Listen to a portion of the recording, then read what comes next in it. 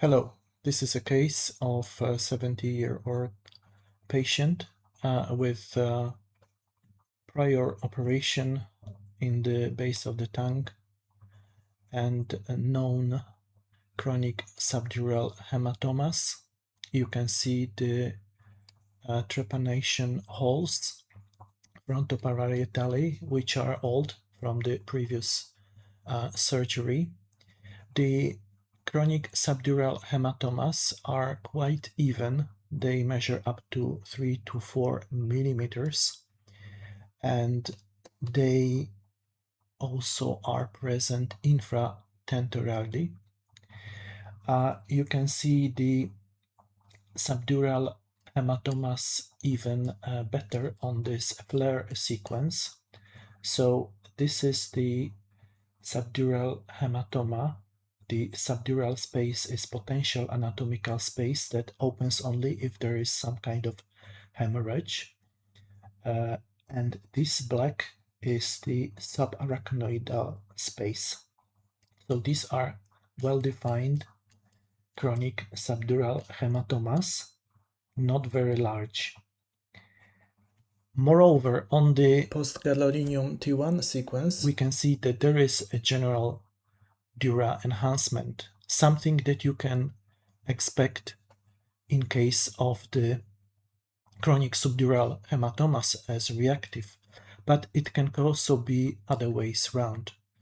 The patient is also known for chronic sinus thrombosis, dural venous sinus thrombosis.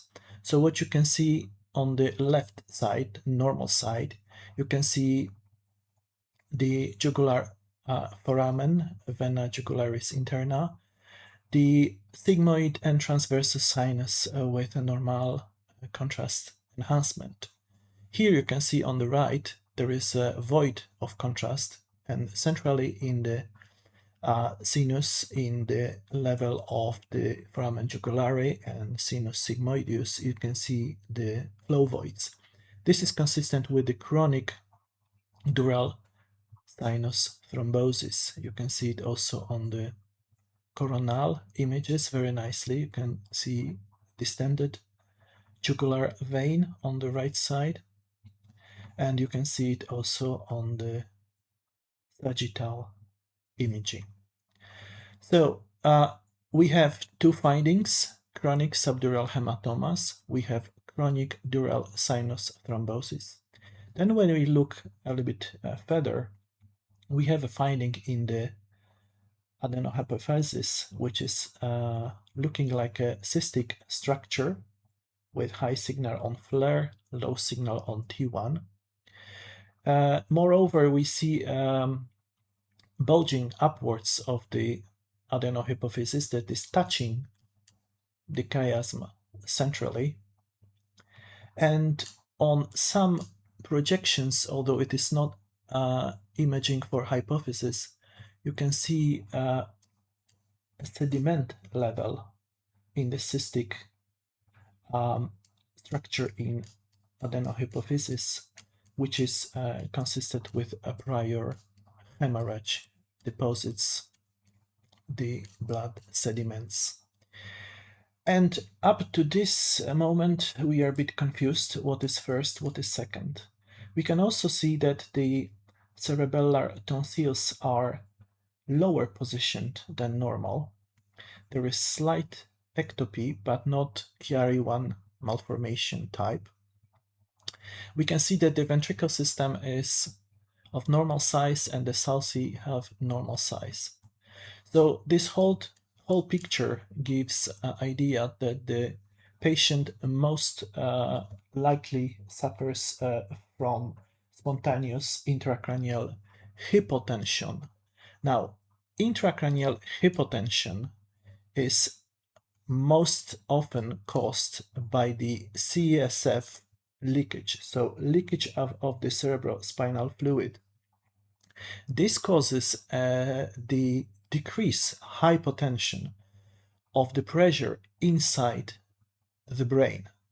But since the inside of the skull needs to keep the constant pressure, the venous system tries to compensate for it and distends. And this, as a consequence, causes increased pressure in the venous system. So it is the venous congestion, the slow flow in venous system, that is causing enhancement in the dura, that is causing these secondary subdural hematomas of chronic character, that is causing the bulging of the adenohypophysis upwards, because it is hyperemia. Adenohypophysis has very prominent blood supply, and the negative CSF pressure causes also that the cerebellar tonsils are ectopic.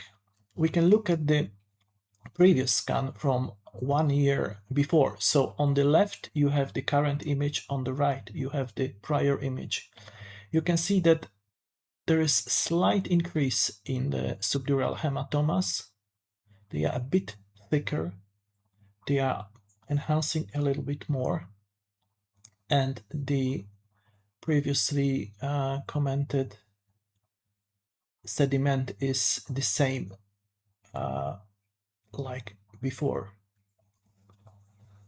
So in conclusion, we can say that the patient had most likely developed CSF leakage that caused the spontaneous intracranial hypotension, and due to the venous congestion caused the chronic sinus thrombosis. Now, the note about chronic sinus thrombosis is that it is often associated with women and pills and contraceptives, and in fact the sinus thrombosis can be cause of hypertension in most of the cases. However, I had some cases of women postpartum who had developed dural sinus thrombosis, and this was due to the liquor leakage after the lumbar puncture.